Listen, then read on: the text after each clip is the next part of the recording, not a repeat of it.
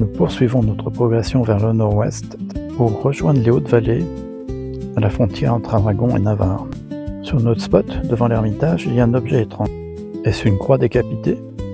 Un tuyau d'évacuation? Non, en fait, c'est juste une borne géodésique.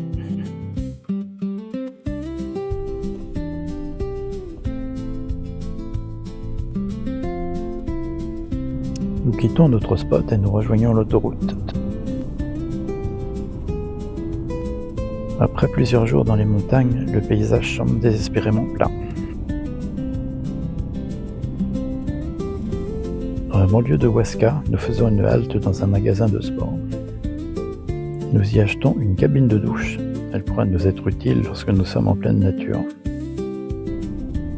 Nous reprenons ensuite notre progression sur l'autoroute.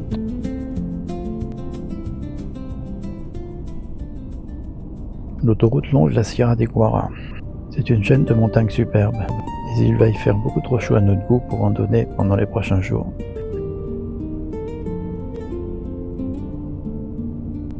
Plus loin, l'autoroute est encore en construction, et les sections à travaux alternent avec les sections qui sont déjà ouvertes.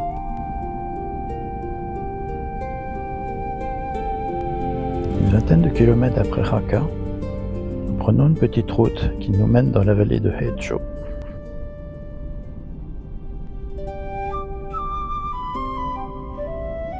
Juste avant d'arriver à Hecho, nous prenons une petite route de montagne qui va nous amener dans la vallée parallèle du Rio Veral, où s'unissent le petit village de Anso.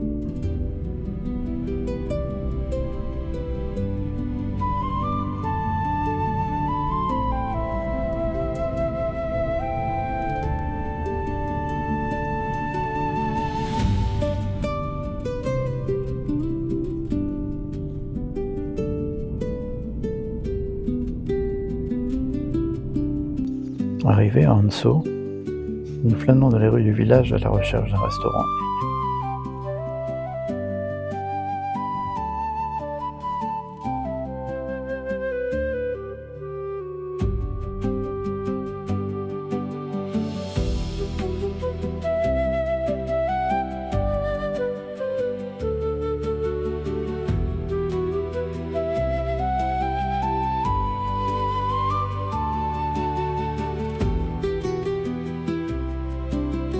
Le village est un petit bijou, mais tous les restaurants sont fermés et nous délogeons au restaurant du camping où nous allons passer de nuit.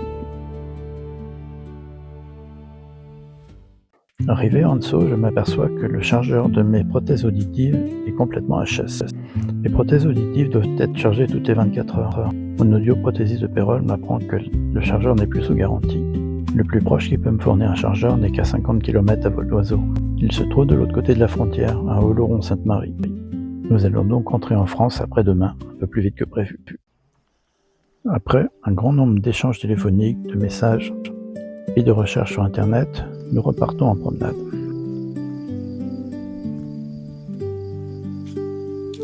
Nous nous engazons sur le GR15 en direction de l'Est. Belle couleur et parfum agréable, les genêts scorpions sont aussi très piquants.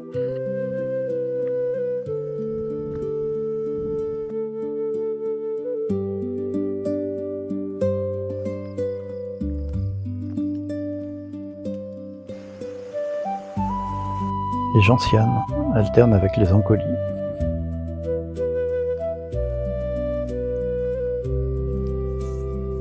Je partage mes photos avec l'application iNaturalist.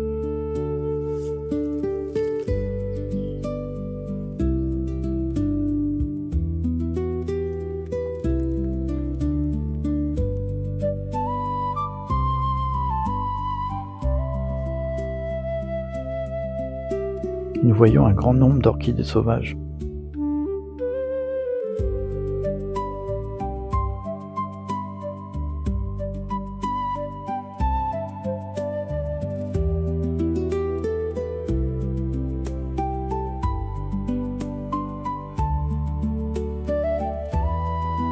Ces ruines, au nom mystérieux, s'appellent la Borda catalane. Pourquoi catalane alors que nous sommes à l'autre bout d'Aragon, à la frontière avec la Navarre? Nous n'avons pas la réponse.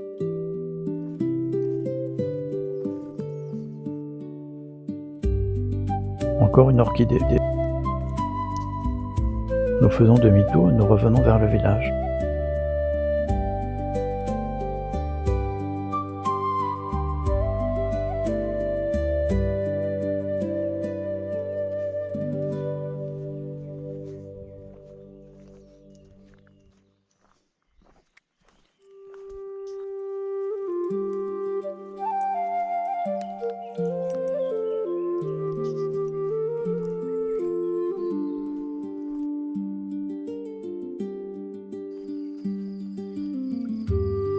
Au retour, nous en profitons pour flâner une nouvelle fois dans ces rues.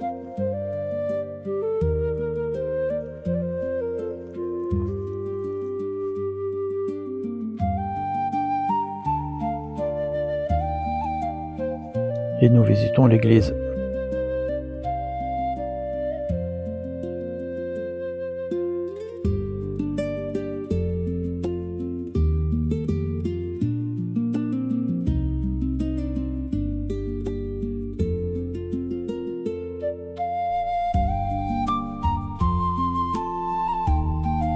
Il est l'heure de rentrer au camping pour un dîner à l'heure espagnole.